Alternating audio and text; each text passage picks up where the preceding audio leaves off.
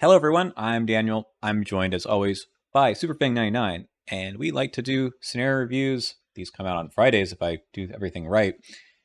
So we have Waking Nightmare, which is the second scenario of the Dream Eaters campaign, but it's really the first scenario of the Part B mini campaign, which is the Waking side. Is there an actual name for this other than that? Great question. And I think they say campaign B. Oh no, that's right. They call this one the Web of Dreams, Web of Dreams. The other one is the the Dream Quest. Dream Quest. Okay, so the Web of Dreams is an apropos name because there's gonna be some spiders. So Indeed. if you have not played this one, don't watch our reviews. Go play the game. But also, there's gonna be a lot of spiders here, so please do not be startled. All right, let's go ahead and get started with this one. We are in St. Mary's Hospital. We watched all of our friends go into the deeper slumber. Indeed. Yeah, and so the first thing we need to do is figure out, or actually, well, something is going to happen in the hospital, and we need to protect our dreamer friends. And the first thing we need to decide is what to do with Doctor Maheswaran. And we have a choice actually, which is very interesting. We can convince her to come with you while you investigate for her safety and yours, or to stay with the patients and keep them safe while you investigate. And I'll be honest, I never know which one does which, and I guess I'll find out because I just remember that one of them you have to have you get her in play, but then there's something about if she dies or something, whatever. Yeah, I've always taken her. I think I have too, although yeah, yeah, I legitimately don't remember. Yep. Yeah. There you go.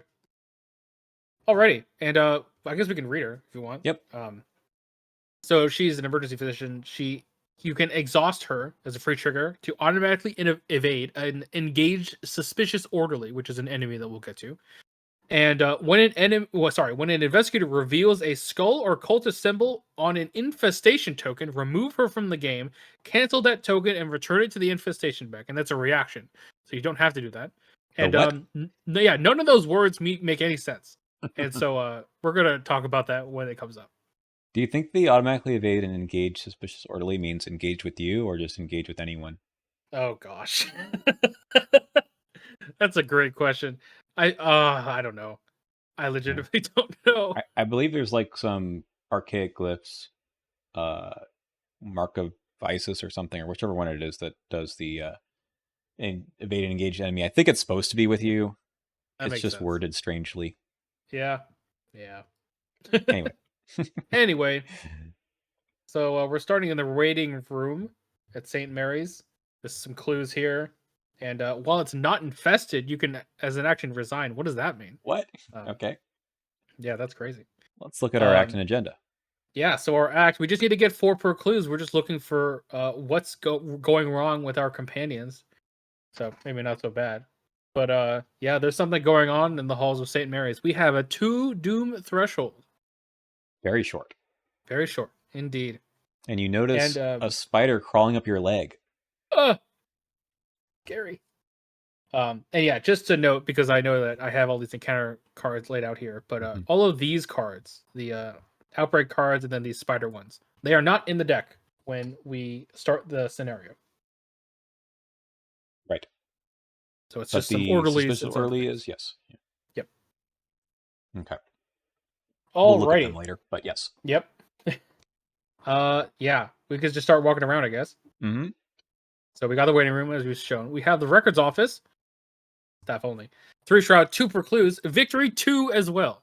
And as a triple action, if you are not engaged with any enemies, 1 at a time, take 4 basic investigate actions. It's like a testing sprint, almost. Yeah. Have you ever done I've done this before. Okay. Did it work out? Yeah. Okay. Because if you commit like deduction or something, it seems pretty good. That's true. If you're Rex Murphy, this seems insane. Right. Yeah. I suppose it also matters how many players you're playing with. That's true. But yeah, I mean, if you're playing solo, don't do this. Or maybe it gives you better chances of getting them all. But yeah, maybe. I don't know. Yeah. So yeah, as you mentioned, Victory 2, this is very much like the first scenario we talked about last week, where there's going to be a lot of victory points because it is the first scenario of 4. Just Indeed. 4. All right, let's go to the emergency room. So, 2 shroud, 1 precludes, victory 1. While you're at the emergency room, each of your skill tests gets +1 difficulty for each card committed to it. So, you better commit cards with more than 1 icons if you want to actually do anything. I like this one. I don't think we've seen this effect before. No, and it's a cool effect. Especially if you have the tower in your hand. Yeah. Yeah, I guess you can also troll people by committing cards to their other people's tests here That's true. for no reason. Uh, anyway, yeah. If you're just in case I am making references to things you don't know about, the tower is a weakness that does not let you commit cards, so nothing happens bad there. And I guess if you really want to fail off take heart, you can commit it and get +1 difficulty. That's true. There you go. All right, and we have the experimental therapies board. 4 shroud, 2 precludes, also victory 2 this time. Reaction: when you investigate the therapies board, you can take a horde to have it get -2 shroud for this investigation. Pretty Yes, good. I like this.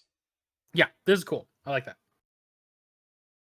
So Gives how you an many option. clues do we need? We need 4 per? 4 per, and there's a total of 6 per here. Mm-hmm. So we got plenty, but there's Yeah, also 1 per that are not under victory location. So that's true. But you might get these and come back to these other ones later. Who that's true. knows? Who knows? However, before we get there, probably we'll advance the agenda at this point. Mm-hmm. So let's see what's there. Oh, it's an unsettling development. We're gonna get some spiders. So we're gonna shuffle the spiders encounter set and each set aside copy of Outbreak into the encounter deck. So I think the spiders are these ones. Yeah, it's And just these 3. yeah, These and come we're in gonna later. get the other ones later. I like how it's just called spiders. Usually there's some fancy name for encounter sets. This time they're just like, it's spiders. And spiders. And yeah, and then we draw the set aside. Infestation begins story card and resolve its story text. What is Okay. that? Here it is. All right, so it's gonna instruct us on how to first set up some infested locations. So we're gonna put a damage token on the location with the most clues. 2 locations if there are 3 or 4 investigators in the game. Damage tokens represent that that location is infested. And this infestation is going to spread. So we're going to also make a bag consisting of a bunch of tokens, skull tokens, 4 tablets, 2 cultists. Use something in order to do that. I love how they had to be like, yeah, use a bowl or something just to An make sure. opaque container. Okay. Yeah. And this is the infestation bag, and these are infestation tokens. They are not chaos tokens. And we can, some abilities will instruct the players to make an infestation test. You take a bag out and resolve the token based on the back of this card, which is these 3 effects. So we have, I'll just get the bag out now. This is the bag in TTS. Mm-hmm. So skulls, you actually set the token aside and search the encounter deck and discard pile for a spider enemy and spawn at the infested location nearest to any investigator. So you got some skulls to spawn some spiders. Importantly, when a token is removed, it doesn't get put back in unless you're instructed to do so. So Mm-hmm. only 2 chances for that at the beginning, I think, right? No, 1 chance. The tablets are blank; they don't do anything, so it's you're safe if you draw that one. Mm-hmm. And the cultists, you actually spread the infestation. So you choose a location connected to an infested location, and that location becomes infested. Put a damage on it. Then, if there are 2 or more cultist tokens set aside, return all set aside infestation tokens to the infestation bag. Yes. All right. And there's a wording in this effect here, which is probably unintended. Yep. There's The this then comma, which in the rules is defined as you have to resolve everything before it in full in order for you to do the thing that comes next. So apparently, if you have no more infested locations or no more locations that can become infested, then you do not leave out return for. all the rest of the tokens. So Yes, that is how it works. Rules as written, as we would say. Yeah. probably a mistake, but that's what it says. Yep. All right. And that is our agenda. At the end of every Mythos phase, we make an infestation test. How many And the times do you forget to infestation will do spread. this? I've been good. I've usually it usually takes me to the end of a player's turn to be like, oh wait, we missed that. Let's go back and do that. Yep. But I usually remember to do it at least. It's not like I miss a whole round. Yeah, yeah. It is funny. Then sometimes you're like, you have to reconstruct, there's spiders here or something, but Yeah. it Yep. usually doesn't make a difference if you just remember to do it sometime during someone's turn.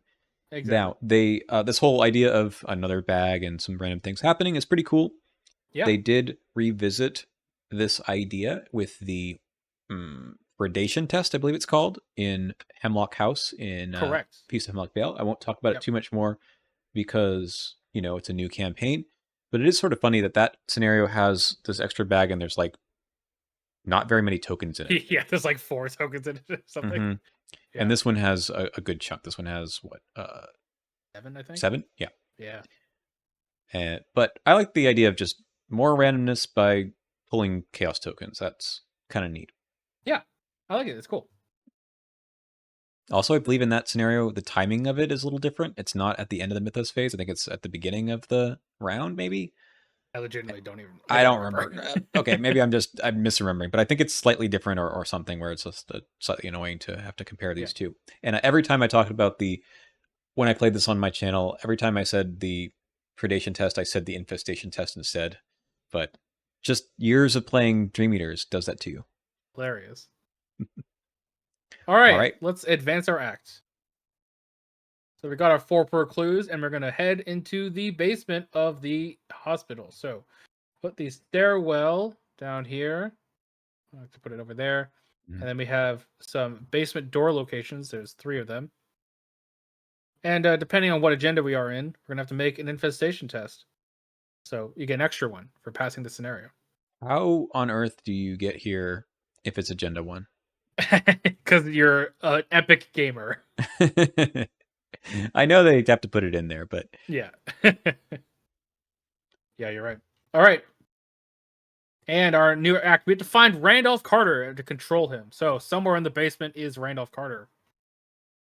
Oh, this is actually the first mention of Randolph Carter. Wait, wasn't Mhm. he on the dream side? Hmm, Hmm. So maybe we'll find his waking body that's dreaming right. He here. is an expert dreamer. That's true. Okay. All right. All right. Shall we go and fire off down the stairwell? Honestly, one of the most hilarious locations ever.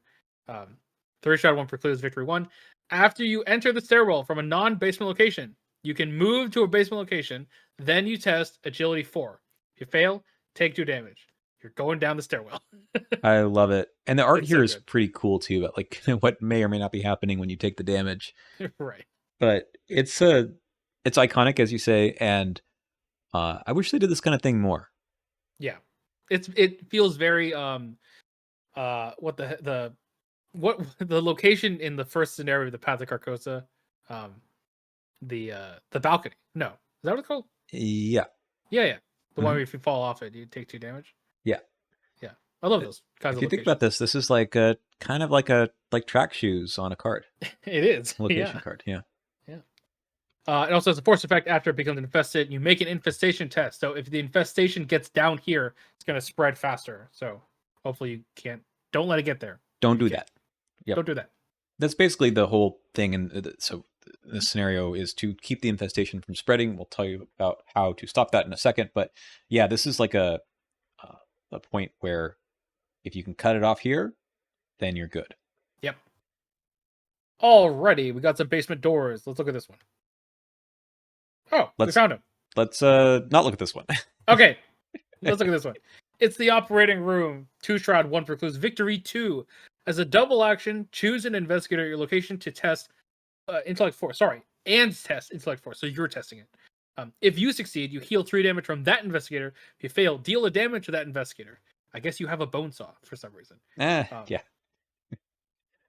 Okay. yeah, Victor pretty 2. cool. Guess you want to heal some stuff, but otherwise it has victory 2. We have the Morgue, 5-shroud, 1 precludes victory 2 as well. As an action, test 3 willpower. If you succeed, you can discover a clue at this location. If you fail, take a horror. Force, after the last remaining clue is discovered from the morgue, you make an infestation test. So there might be some spiders and some bodies, I guess. Hmm. Hmm. Um, but yeah, that's This is actually, I like that test. The willpower test? Yeah, I Yeah, think yeah, it's neat. it's cool. Yeah, it's a cool way to get around the shroud. Cool way to have other people help you out, and it has a nice fail condition because it's not so bad. But it's also thematic that you're like looking around the corpses, I guess, Hmm. um, or the cadavers at this point. So yeah, it's cool. It's neat. This gives me a little bit of vibes, also made because it is a basement of Unspeakable Oath from Carcosa. Indeed. Yeah. All right. Also, the way to advance the act is to find the person you're looking for, which There is you go. Randolph And Carter. also, this scenario starts off with a 2 doom threshold of doing nothing, which is Ah, nice. you're right. Yeah. All right. In the private room, we have 4 shrouds, 0 clues. As an action, parlay, test 2 willpower. If you succeed, test 2 intellect. Then, if you succeed, investigators at this location may spend 1 per clues as a group to give control of the set aside Randolph Carter asset to an investigator at this location. So he's actually awake on the bed. Hmm. I Yeah, do like the flavor text here. It actually is kind of telling you what you're doing when you are parlaying. true. You're like, help us, please. This is a neat way to advance the act. I think it's letting you spend clues, but you also have to pass two tests, which are not difficult, but you do need to pass both of them. Yep. I like Yeah. it. I like this a lot. It's real cool. Alrighty. So at this point, well, we can either do the agenda or the act. It's up to you. Let's see what Randolph is up to. All right. So you're gonna persuade him that you looking for Virgil. Is that what? Hmm. Or I guess we're just explaining what happened to our other Yeah, people. yeah. That's right. Um, and so yeah, his name is Randolph Carter, and we just get a encounter deck reshuffle, but our goal will be clear that we need to get rid of this spidery infestation. We also get Randolph Carter because the parlay test told us to take control of him. So unlike last time, we do get Randolph Carter in play in this scenario. Correct. So here's Randolph Carter. He's chained to the waking world. He takes up an ally slot, which I think, yeah. So this Yep. one actually knocks off an ally, Yep. which is unfortunate. It's okay. He Two gives you health. some pretty good boosts. He does absolutely. 2 health, 3 sanity. You get +1 willpower and +1 intellect. And after a Elder Thing token is revealed during a skill test location, you exhaust them to draw 2 cards. That is also phenomenal. Mhm. And It's kind of like the one from last week, yep, which is a different symbol. So this campaign has two Elder Things in it, at least to begin with. It doesn't have the three skulls; you just have the two. But I do like how the boosts he gives you are the two ways that you needed to parlay with him and to begin with. That's kind of true. neat. That's pretty neat. All right. All right. So we got to clear out some infestation. We got to contain the outbreak. So each infested location gains as an action test willpower X to attempt to seal the rift. X is the location's shroud. The investigators at this location may spend 1 per clues as a group to automatically succeed. So you can just spend 1 per clues to just ignore the test, you're going to succeed, whatever. And Hmm. if you succeed, either automatically or by normally, you replace the damage token with a horror token. And the horror token just means that this location cannot be infested ever again. Yeah. So depending on how many locations get infested, you may not need to ever do the test. That is true. Yeah, You can if you just just have spend the enough clues. clues. Hmm. Which Yep, you kind of want to do anyway to have the clues to get victory points if things are going well. that's true. But it is nice if you have willpower, you can also just kind of speed things up a bit. Yep. Um, and the goal is to get everything not infested. So either everything has horror on it, or horror or not horror. If, Hmm. for example, the infestation never got to a place to begin with. Yep. So if you're able to put a horror here or even here, if you're fast enough, that's really, really good. Makes things go Yeah, much quicker. absolutely. Okay. All right. We only got 6 rounds for this agenda, so most likely we'll see this. You're going to replace all of these suspicious orderlies with corrupted orderlies, and we'll go into what that means. But basically, those orderlies come infested with some spiders. It's Hmm. pretty annoying. And we get rid of the other suspicious orderlies. We shuffle in the agents of Atlak Naka encounter set into the remaining corrupted orderlies in case they weren't in play into the encounter deck. And then we add some more tokens to the infestation bag to make it faster. More likely, you're going to get some enemies or spread the infestation. Yep. All right, and then all we got to do is we got 8 more doom threshold. We still have our end of mythos phase for an infestation test. However, this is the thing I always forget, which is that each spider enemy at an infested location gets +1 fight, +1 evade. That I always forget that. Yeah, that's tough to remember. Anytime the actor agenda says something about all enemies do something, I Yeah, always miss it. yeah, definitely true. All right. That is the scenario. It's Yep, basically run around, get the clues, avoid the enemies, make some spiders go splat. We have swarming again, as we'll see in a second, and remove infestation tokens. absolutely. That's actually quite a good mix of things you need to do in this scenario, and I like how you're kind of moving around at the beginning, exploring, just getting some clues, and then you are looking for enough Carter, and then you need to like perform this task while things are starting to spiral out of control. However, one thing that's kind of funny, and I was looking at the scenario card a second ago, is that this scenario go can be really hard in the middle, and then Yep. starts to get easier, which Yep, is this is one of the unusual. few scenarios where it has like an inverse difficulty curve sometimes. Because the more that the things are infested, the harder those Elder Thing tokens are, the more likely that, the enemies are going to be spawning everywhere. hmm Um, and so the more and more you cut off the infested locations, the easier it gets. So it has this very interesting curve, if you will. Yeah, and which makes it likely for you to probably have time to get some clues off of locations that you didn't get before. So I do usually leave the records office for last. Yep. It's not connected to anything else. So on your way out, because you have to resign, no, well, you can resign in the waiting room, but uh, You have to get you, every location not infested. yeah, otherwise you just get every location not infested. So you can just like, basically make sure the records office gets infested and end by getting the clues there and spending them, or just doing the willpower test. Yep, Not and too bad. if you play the scenario before, basically there's like a one path to do it. You literally just go to the records office to reveal it, and then to leave all the clues there because that will be the place with the most clues, no matter what, and hmm therefore that will be the first place infested. That's right. Yeah. Well, it is a simple scenario as for scenario one, also, but it certainly has these sort of three acts that are um, interesting. I think it makes it um, a good scenario to start off with these decks that you're playing for the Definitely, first time. So the spiders. First off, yeah. you get the non-spider suspicious orderly. This Oh yeah, guy is really annoying if you can't evade him. that is true. You cannot investigate while he's engaged with you. Obviously, that is why Doctor Shivani is here.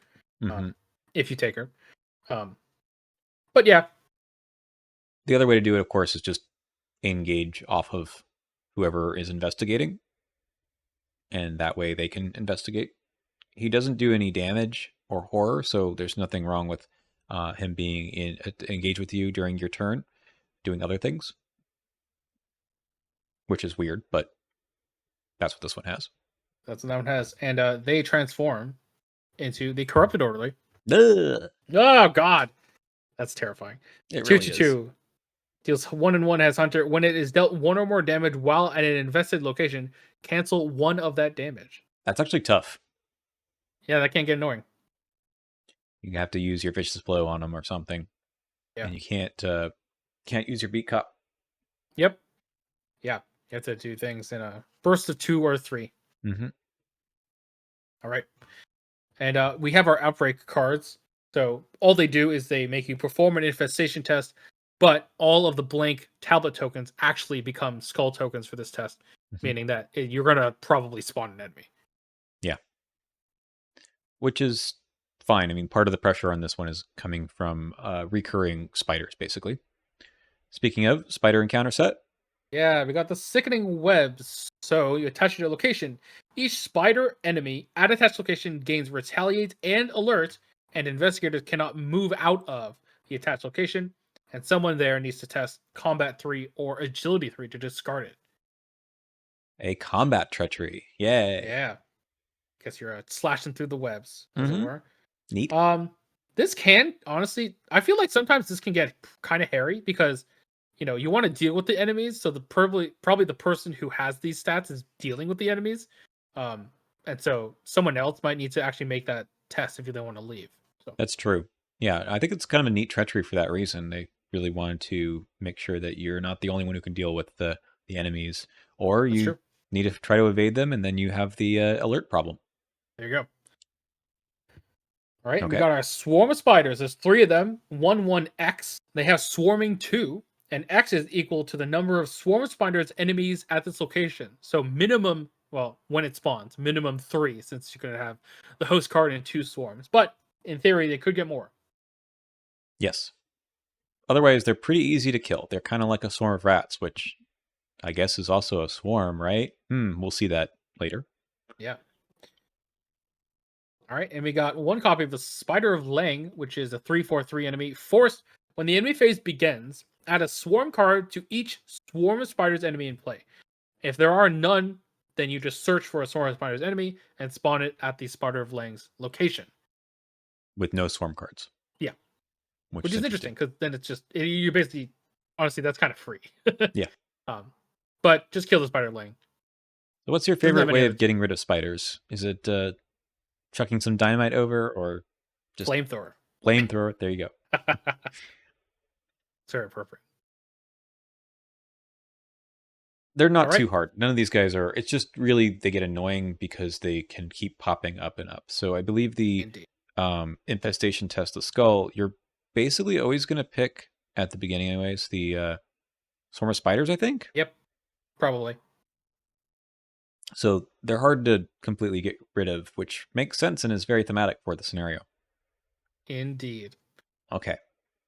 We got Will of the Spider Mother. This is from the Servants of Ashlek Naka, or Agents of, I think. hmm Revelation test 3 power. If there is a spider enemy at your location, you cannot commit cards to this skill test. If you fail, you cannot attack or investigate until the end of the round. Rude. That's a little rude. Yeah.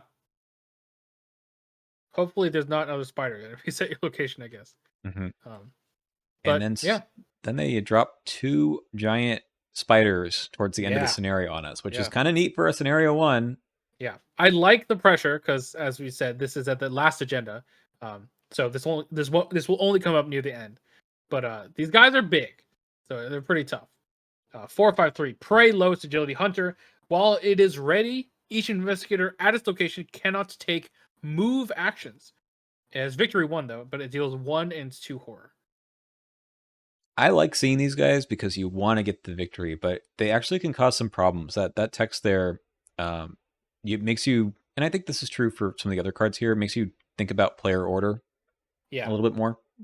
yeah. I love enemies that have condition like bad conditions when they're ready hmm because it really just incentivizes like you can evade this thing. I know that everyone just wants to kill everything with victory, but maybe you just have to evade it. Yeah, It gives more value to the evade. I agree. That's cool. And I just like that there's two of them. And these Yeah, guys show up a few more times during this mini campaign, and I like getting victory points. It's also just kind of fun. I mean, there's a lot of clues in this particular scenario, right? And you yeah, do want to give um, something for the people who want to kill some monsters, something for them to do. And these are exactly. good answers to that question. All right, we've got some more encounter cards. Yeah, a So bunch of the rest of these are going to be also repeated ones throughout the rest of this campaign. So there's like a whole set of ones that happen to be always on the dream side and a bunch that are always on the waking side. These are the repeated waking side ones. yep, we got the Night Terrors put into play in third area. After you fail a skill test, reveal the top 3 cards of your deck. Draw each weakness revealed this way, and remove the other cards from the game. My cards. As an action, if it is in your threat area, meaning that no other people cannot do this to help you, you got to do it yourself. hmm Test willpower 4. After this test ends, discard Night Terrors, even if you fail. So obviously, I think that the design of this card is really, really cool because Yep. you can just fail the test and you're like, it's gone. But when you fail a test before it's gone, you're gonna have to resolve the force ability. So it's this push and pull. Like maybe I just never take the test. I just never fail, right? This one's really cool. I Yeah. think a lot of times what happens to me is at the beginning of the scenario, if you get this, you're like, okay, I could probably pass this test, or if I fail, you just get rid of it. Fine. But towards the end, when there's more enemies on the board, you don't necessarily have time to do this, and you kind of take that gamble of, I guess I'm going to, try to never fail a test. But that doesn't always work out that way. Does not always work out that way. I like the idea of losing cards from your deck as a form of punishment other than taking damage or horror, for example. Mm-hmm. It's a really interesting vector of punishment that the encounter deck can give you that normally they don't do. That's true. They have kind of revisited this with Hollow in That's Scarlet true. Keys. That one was infinitely more complicated. True. They Yeah. try to do more with it, I think. Yeah. But yeah, I like this one. It is actually kind of scary. It is a terror, though. You can get rid of it with It is terror. logical reasoning or something. All right. We got Glimpse of the Underworld. So you also put into play in your third area. Forest. Whenever you would take a damage or horror, you take an additional damage or horror. So actually, question there. Mhm. So that means that if you take damage, do you have to take an additional damage, or could you take horror instead? Uh, I think it has to be additional, so it has to be on top of the type that you already took. So then, what happens if you take a damage and a horror? Oh, Which you one do you take? choose. Okay, You choose. so you have to do at least one of the type to be able to choose that one. Hmm. Interesting. I think I so. don't know. I don't know if I agree with that, but we'll continue on. Um. Anyway, as a free trigger, you can discard it, and then you take a damage and a horror. Just do it. Importantly, just do it. Yeah. Importantly, when it says discard then take, that means that at that point this card is not in your threat area. Therefore, you won't take the extra one. Kind of the opposite of the night terrors we just talked about. That's true. Yeah, this one I think for most people it's like, oh yeah, I just won't get damage and horror, but you're gonna get damage and horror. It's literally unavoidable. I feel like so just Hmm. take it immediately in the next fast window. I think. Right, and the fact that anyone could do this is kind of funny. Yeah, that is kind of funny. So the fact that this is with the night terrors, I feel like it's infinitely easier for those two things. So anyone can do it for you, unlike the other one, and Yeah. it doesn't hit you when you take that ability at the bottom, and doesn't take an action either. Hank Sampson looks at you and like, oh, perfect. All right, and then the last one in this set here is Threads of Reality. Yeah. So you're going to attach it to a non-permanent, non-weakness asset you control with the highest printed cost. If you can't do that, you can search. Treat attached asset as if its printed text box were blank, except for traits and forced abilities. As an action, discard an asset you control. Discard Threads of Reality. Yeah, So does this mean that it doesn't blank the red clock? Forgot. printed text box. Oh, except for I, traits and forced abilities. I need to Ooh. remember if the entire ability of red clock is in the forced effect. It is. Uh, let's see. It means that it doesn't use charges, but that doesn't matter. It means No, it's because there already will be charges on it. Huh. yeah. It means it's not exceptional. It But only costs two, right? So it you'd isn't have to have likely to. nothing greater than it, right? Yeah. Yeah. Anyway, I I think was the I was art here curious. is a lot like Scarlet Key's Halloween art. It But is. You're right. Yeah, that's true. uh, Um, point of note here for the rules. Sometimes people miss this. The action ability here, discard an asset you control. Anyone can do this. What people sometimes miss is because this card is not in your threat area. That has nothing to do with whether or not you can take action abilities on encounter cards at your location, which this is. So if someone else has a knife they want to get rid of, I don't know why they have knife in their play area anyway, but if they do, they can discard an asset and this goes away.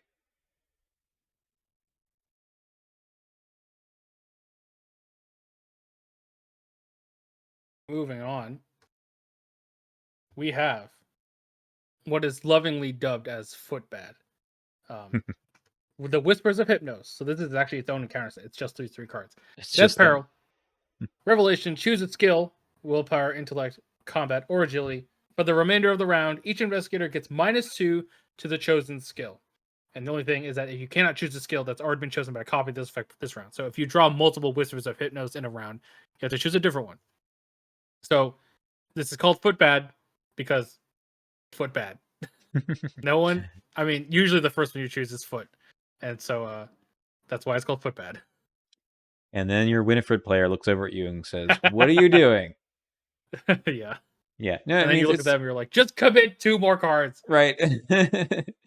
No, it's true. I think in most of these scenarios and in most groups, that's footbad is kind of the way to go. But sometimes you have to pick something else. I think That in a is higher true. player count, it's a little tougher, right? Yeah, that's true. Okay, and then we have Frozen Fear and Distant Voices and Drawing Remains, which we've seen a million times before, and Locked Door. Yep. They fit very well, I think, in the theme of this scenario, and they're just good encounter cards anyway. All right. We didn't do the resolutions, right? Well, not yet. Nor the Okay. tokens. Let's talk about the tokens. Tokens, yeah. All right, so we got skulls -1, -3 instead if you are engaged with a staff enemy, which is only the orderlies. So either the Literally, that's suspicious it. or corrupted. That's it. So I guess Okay. if they're walking around with you, just either get them off or deal with a -3. Yeah. Cultist, reveal another chaos token. If you fail and it is agenda 2 or 3, you make an infestation test. Okay. All right. And Elder Things -X. X is the number of infested locations. In I guess theoretically that can go up to like 8, but that rarely happens. Yeah, don't do that. Don't do that.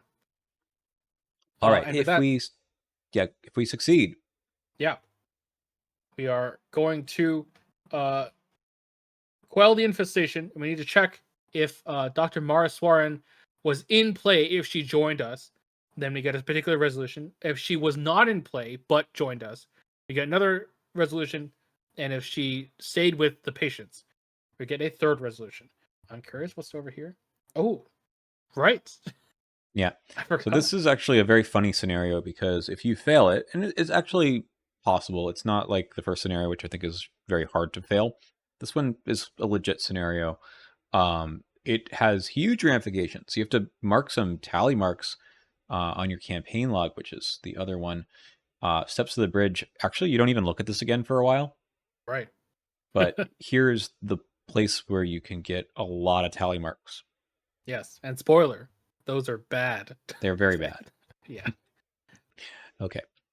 Alrighty. So let's go to R1. So that is in case she joined us and she was in play. Mhm. Um, then there's actually some stuff here. Anyway, we record that she's alive. We record that the dreamers grow weaker because she didn't stay with them. And we add Randolph Carter to our deck and we go to R5. Okay, R2. So if she basically died or you removed her from the game in the scenario, then she's missing, and the lead investigator suffers a mental trauma. Sag. Mm. The dreamers grow weaker, of course, because she didn't stay with them, and we still get Randolph. Go to R5. Resolution 3, she's alive, and the dreamers do not grow weaker; they just stay there.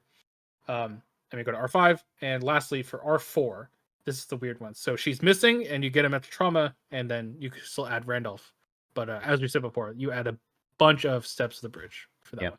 And if you resign, you aren't defeated and don't doom out, then you do add one step to the bridge for every location that was still infested. Correct. And we have no idea what happened to Dr. Morris Warren, apparently. Beta's unknown. Okay. Sag. All right. And then R5, which is the end of all of them. So we get Victory X, which, what is the max victory for this one? 1, 2, 3, 4, 5, 6, 7, 8, 9, 10, 11, 12, I think. Yeah. Yeah, it's 12. It's one less than the other one, which is nice. There you go. Nice haul. Yep. We get rid of the infestation bag, and we get to go to an interlude, the Black Cat, if you're playing the whole campaign. And yeah. Yeah, let's talk about this too, because it's there's a lot more things that happen. We'll kind of skip over the story here because this is the story relating to scenario 1A. Yes. Basically, they go to Ulthar, and then something happens. I honestly forgot. There's so much They going on talk to here. Virgil, right? That's right. Right. They need to go find unknown Kadath. That's right. Mm-hmm. And then we go to Black Cat 2, and we need to decide. So, the dreamers can tell the Black Cat to tell the people in the waking world something. And oh god, okay, I need to remember what these do. Yep. So I believe if the in the first one, tell your companions of your quest, your plight, and your peril. Blackout, blah blah blah. Yeah. Okay, so basically that makes the dream side a little easier. Yes. So we will be This, adding some tokens to yes, the bags, both yes, campaigns, and those tokens make one of the sides easier. yes. So the first and the third options, the first option makes the dream side a little easier. The third option makes the waking side a little easier. Mm-hmm. The second option, I believe, doesn't add tokens to the bag. That's right. And the fourth option is the weird one if you want to go for the secret ending slash That's right. Yep. something. Okay, Okay, fine. Have it your way then. indeed. Yep. Okay, we go to Black Hat 3. Yes, and the based on the choice. So if you're playing, this is why this is really complicated. So, if you are playing, no, that first one doesn't do anything because that's only if you're playing half of it by itself. Oh, okay. Okay, the second one, shared knowledge. Black Cat has a hunch, so that one is the second option. Oh wait, Like, maybe that's the secret ending. Oh god, I always forget this. no, the secret ending is the last one. I'm pretty sure. Is it? Black Cat has a hunch. I feel like we need to do that at some point. Or maybe you asked for it. I don't know. It's Anyway, you. I think it's you asked for it. Yeah. The thing that I hate about this is also is that you have to like figure out. Remember which side you're talking about. yeah, So it says in your campaign log, record you on your own. In right, the other ones, it says in both campaign logs, right, record something. But we're still on the Dream Quest side. right. No, yeah. So this is the check your campaign log for we're checking the campaign log for the Dream Quest, and in your oh my god. Right. Anyway, whatever. So on the other two, the top right. So basically, you're either going to add a Elder Thing token to both bags or a tablet token to both bags. And you'll recall from both scenarios, um, there were no Elder Thing tokens in the first scenario, and there were no tablet tokens in this scenario, meaning that each of those tokens kind of represents bad things in each scenario, and the in the other one it represents a good thing, which we'll get to when we get to the second scenarios That's of right. each mini campaign. But it's a very interesting way they do it. Basically, the tablets and the other things are kind of switched in each campaign. Um, I feel like I explained that very poorly, but No. it is what it is. You got it right. I'm also doubting myself on the whole having a hunch or not thing.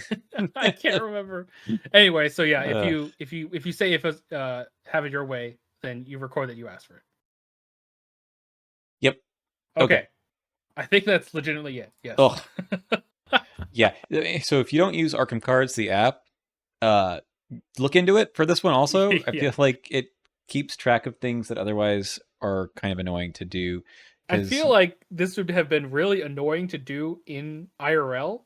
I don't know why. It seems really complicated. I'm curious in so we're doing this before the reprint has been published. I'm curious if they do anything with the campaign guide or the I don't know the Oh, good interludes to question. make it easier. I don't know. Maybe there's a Prob- second bag in the thing. No, they can't do that actually. no. Doesn't make sense. Anyway, but I mean, if you read it carefully and you remember who you're supposed to be thinking is doing the stuff, then I guess it's not that bad. But otherwise, so after this, you are allowed to play scenario 2A or 2B. So we will just go in order of like A, B, A, B, Sure. A, B, A, B. But if you are playing this, especially IRL, going A, B, B, A, B, B, A is easier since you don't have to switch decks and campaign logs and the chaos bags and all that. But either way it makes sense because you don't read the interludes until after you've played both of the scenarios in each batch. Have you ever played this just where you're playing one of the halves and not the other? I have not. Yeah, me neither. Yeah. Actually, no, that is not true. That's right. I did play the the dream side. Hmm. Just the dream side one time. That was actually with Justin from playing board games. Oh, okay. Neat. Anyway, that's this one. We are going to, of course, talk about our ratings in a second. But yeah, we're now done talking about everything here for this scenario. Which I mean, admittedly, like the scenario itself is fairly straightforward, kind of interesting scenario, but then the interlude stuff also gets tacked on at the end of all of these B scenarios. All right, hang on one second. Yeah, so we're now going to talk about our ratings for all of these, our 4 categories. Replayability. Hmm. Yeah. Playability is an interesting one for this one because it kind of is like Beyond the Gates of Sleep, where there's no variance in the locations at least. There is variance in the sense of the infestation bag, Mm-hmm. but honestly, I feel like it usually feels the same each time anyway. But I don't know. For some reason, this one feels more replayable. I don't know if you feel the same way. Than the first scenario. I think Yeah, so because it does feel. I mean, so you don't know which of the basement locations Randolph is sure. in. That's a little different, but it's pretty minimal. It's the what's different is the randomness that comes out of the infestation bag and Yeah, the encounter deck, of which there is an encounter deck throughout the whole thing. So yeah, that's probably why it feels more like things can play out a little differently. But ultimately, the plan of how you attack the scenario the second and third time is always going to be the same. that is true. Yeah, I think also there is a little bit more of a swinginess to this scenario Mm-hmm. because if you're able to go fast enough and block off the infestation as soon as possible without it even getting down to the stairs, the scenario feels a lot easier as opposed to if it gets down the stairs and then spreads from the stairs. It can feel a lot harder just because there's a lot more infestations you need to deal with. Um, Yep. so in that sense, there is replayability in the variance of how how infested the hospital gets rather. I mean, I think if you screwed this one up your first time, playing it again is probably going to be much more enjoyable. That's true. I'm just not sure how in the first scenario you screwed things up that badly. Yeah, yeah. All right. I think with that, I'll give it a 3. I think it's definitely more replayable than Beyond the Gates of Sleep. Not so much more so, but I think it's pretty okay. It is middle of the road for me too. I think this is like an average thing of what Arkham can and should do. All right, let's move on to fairness. I think this is All right. pretty interesting to talk about as well because there's a lot of randomness from the infestation bag, but they do give you um, a lot of blanks, I guess, in the chaos bag. That said, you also get an ally potentially. I've never used her to, what was it, cancel one of the skulls or something. Because at that point you're just trading her for some trauma. Yeah, but I suppose there it could be like to really keep things from becoming bad if you draw at the wrong time. That's true. Yeah, and I think also yeah, while the bag has some inherent randomness, it's not like really the really bad thing about it is the cultists, right? Like if you draw a skull, fine, Hmm. you get an extra enemy for the mythos phase, Yeah. but cultists are the ones that actually spread the infestation, puts the rest of the tokens back, which is technically a good thing because then there's more likely you're going to get a tablet. But it means that the clock has been accelerated at that point. Hmm. You're also Um, more likely to draw another cultist. exactly. Yeah. So I ultimately it's fine. Like I don't think that the infestation bag adds too much variance.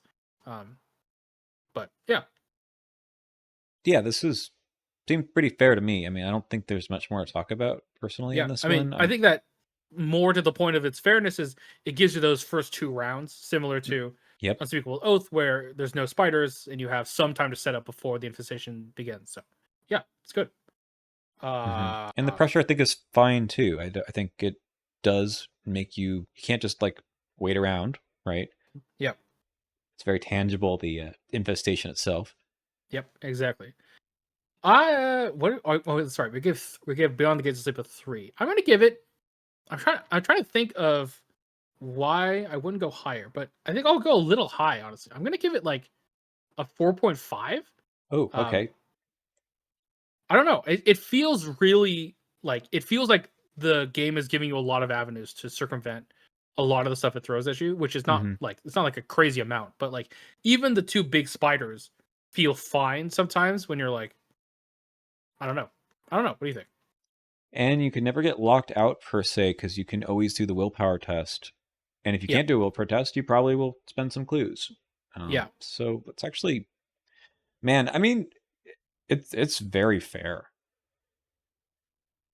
That's four and a half is fine too. I hate that we've like converged on all this for a while now, but we are talking it out, and I That's think true. it's reasonable to come to the same conclusions. And in fact, on balance, I think, uh, man, I don't know, other than like the night terrors, there's not much here that's, well, I mean, there's a lot of willpower tests, right? That is for sure. There are some willpower tests, yes. However, there are like almost an equal amount of agility tests, like those the webs and evading some of the enemies can be really useful. But all of the Frozen in Fear and Frying Remains are here too. That's true. Um, yeah, I mean, I think that as we said in the previous episode with Beyond the Gates of Sleep, the valley of balance for that scenario was so wide that that's why it felt really balanced. This Mm-hmm. one is definitely a lot more narrow, just because it does feel a lot more swingy. Like it's possible you draw like 4 enemies in the mythos phase, and you're like, oh Jesus Christ. Mm-hmm. Um, and as I alluded to before, the spreading of infestation can go out of control really fast. Um, So but here's a question then. yeah, What's the worst you've ever done in this one? the worst I've ever done, personally, the worst I've ever done was I had the stairwell get infested. I never had an adjacent room to the stairwell get infested, but Yep. that's the worst it's gone for me. Yep, that's the same for me. Yeah, It can get a little, I mean, you feel like you're actually doing something for sure, it's not a cakewalk even when that happens. But it feels like you can do it. Like they've given you, a lot of time. I know this is more on the fairness one, but there's a lot of time, I think, yeah, and pretty much anyone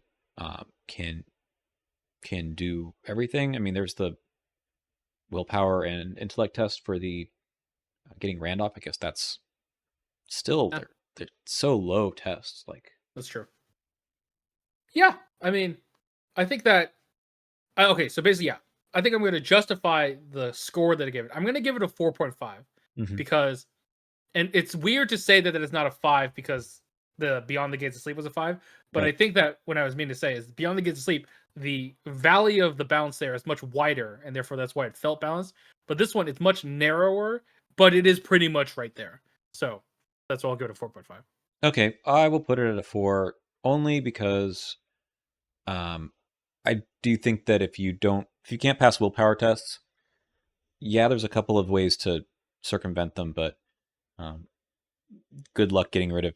Um, I don't know. I think that if you have night terrors in your threat area and then you draw a rotting Yeah, remains, that's fair. then things can go a little bit bad. But I think so. The worst that it's gone for me, other than the infestation part, is I believe I had like my whole deck, half my deck maybe, like just go away because of that, and because of um, I think there was a spider that kept collecting my Oh cards. no. It was off in the corner, Oh and god. I was playing. I want to say it was Ashcan Pete. I mean, we still did really well, Yeah. but the thing is that I was trying to fail tests, and that did not work out so well. I might have even had two night terrors. Now that I Oh think about it, gosh. yeah. And it's not that he couldn't take the test. It was just like I think there felt like there wasn't time. I don't know. It's still, I think this is still a very well balanced scenario. Yeah. All right. Next one and last one, since there's no return to talk about yet again, is the experience. Do you feel like you're in a hospital filled with spiders? I do. I do as well. And I feel like there's some really creepy rooms in the basement. There's a morgue there. The spiders really scary. I'm honestly just gonna give this a 5 out of the vat. Yep. Um Same I here. just every time I look at the stairwell and I'm like, yes, this is a perfect location. Um I think it's great. Like literally like if anyone is actually scared of spiders, this will make you scared of spiders. Um they're scary. And Yeah. I think that it's appropriate.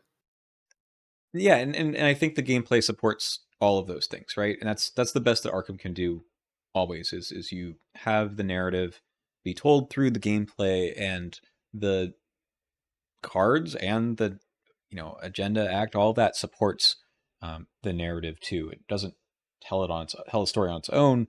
The story here really is the infestation spreads, which is And cool. I really like I like just the amount of story that's in this scenario that is part of the scenario. As you were talking about last episode with Beyond the Gates of Sleep, a lot of the story of that scenario happened after the scenario ended, with them talking to the cats and the Zoogs and Randolph Carter and stuff like that. But this one is like, oh yeah, you're in the hospital, you get Randolph Carter out, he tells you that like, oh, we got to stop the infestation, and really the only stuff that happens afterwards is the interlude with the black cat, and so it feels like that's outside of the scenario. So this one feels like they really got the narrative down as well. Mm-hmm.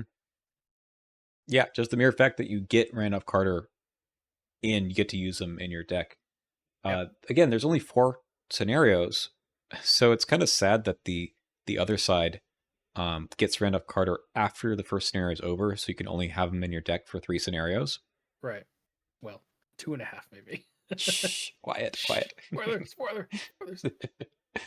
Well, anyway, so yeah, that's kind of this scenario in a nutshell. I like it. I do enjoy playing the waking side more than the dream side in general, which is a little I think so. I also think that the waking side is notably more difficult than the dream side. that could be part of it too. Yeah, Yeah. yeah. Uh, and I don't mind spiders, so that's. Yep. There you I do go. think the art's really good. They did a great job. I don't know if The how much art of is the art was fantastic. pre-existing, but the flip from the orderlies, Yeah. man. Jesus Christ, that's terrifying. Yeah. Okay, cool. Any last thoughts? I think that's all we got.